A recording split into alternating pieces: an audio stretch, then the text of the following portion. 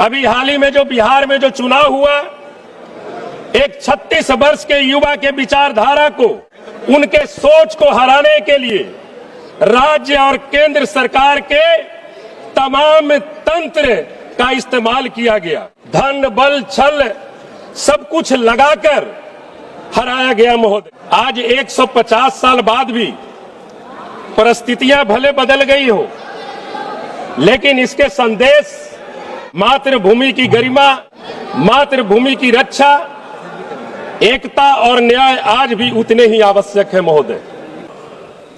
मैं आज वंदे भारत के वंदे मातरम के माफी चाहूंगा। वंदे मातरम के 150 वर्ष पूरे होने के अवसर पर अपने विचार व्यक्त करने के लिए खड़ा हुआ हूं। अध्यक्ष महोदय, मैं एक विपक्षी सांसद होने के नाते और बिहार की धरती का प्रतिनिधि होने के नाते, जहां स्वतंत्रता आंदोलन की धड़कन आज भी महसूस की जा सकती है महोदय, मेरे लिए यह क्षण अत्यंत गर्व का विषय है। अध्यक्ष महोदय, 1870 के दशक में बंकिम चंद्र चटर्जी जी के द्वारा लिखित वंदे मातरम कोई साधारण गीत नहीं था। यह वह मंत्र था जिसने अंग्रेजों की दमनकारी नीतियों के विरुद्ध हर एक भारतीयों की नसों में हिम्मत, प्रतिरोध और आत्मगौरव की नई धारा प्रवाहित करने का काम किया था महोदय। आज 150 साल बाद भी परिस्थितियां भले बदल गई हो, लेकिन इसके संदेश मातृभूमि की गरिमा, मातृभूमि की रक्षा, एकता और न्याय आज भी उतने ही आवश्यक है महोदय।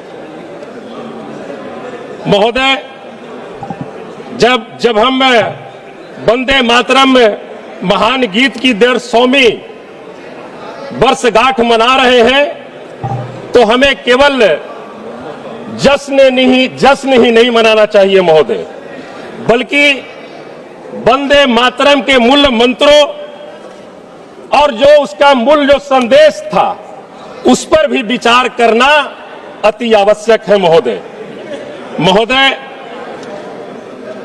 क्या हमारी मातृभूमि आज सुरक्षित और सम्मानित है? क्या हम अपनी मातृभूमि की रक्षा के लिए पर्याप्त तैयार हैं? क्या हमारी मातृभूमि के हर एक नागरिक को बराबर का सम्मान प्राप्त हुआ है?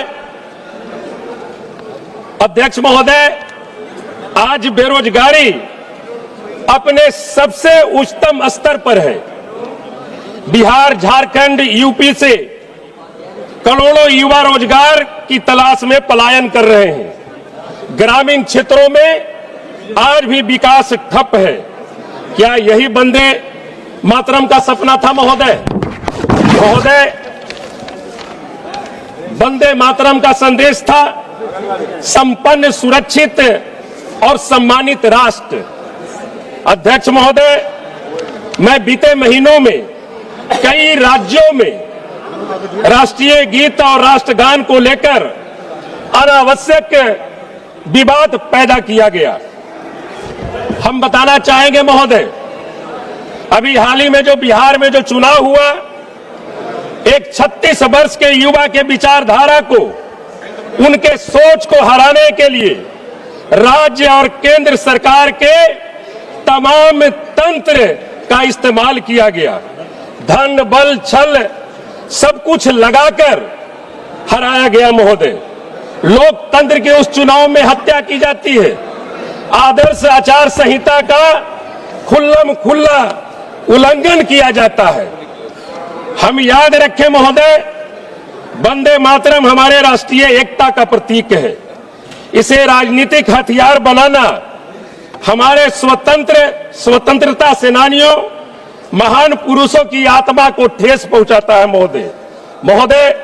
जब बेरोजगारी रिकॉर्ड स्तर पर है, जब किसानों को एमएसपी की गारंटी नहीं मिल रही है, महोदय, जब पटना का एम्स हो या दिल्ली का एम्स हो, मरीजों की लाइनें बढ़ रही है, ऐसे समय में राष्ट्रवाद का इस्तेमाल मुद्दों से ध्यान हटाने के लिए नहीं होना चाहिए। महोदय, अध्यक्ष महोदय, मैं सरकार से पूछना चाहता हूं, मातृभूमि के हर एक नागरिक को सम्मान और अवसर कब मिलेगा? महोदय, मैं सरकार से पूछना चाहता हूं कि जब आप कुंभ के मेले में प्रतिदिन आए श्रद्धालुओं की आप गिनती कर सकते हो, तो फिर जनगणना और जातीय गणना की गिनती आप क्यों नहीं कर सकते हो?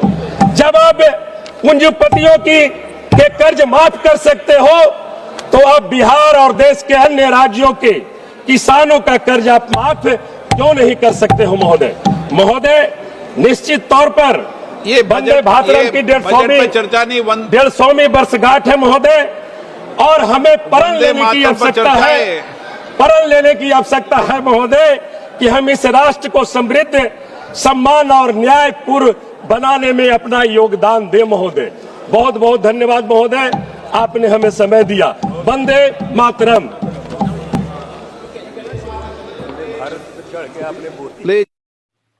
आप हमारे चैनल को लाइक सब्सक्राइब जरूर करें और सभी प्लेटफार्म पर उपलब्ध है। सिर्फ बिहार हलचल न्यूज, जन जन की आवाज़ देखते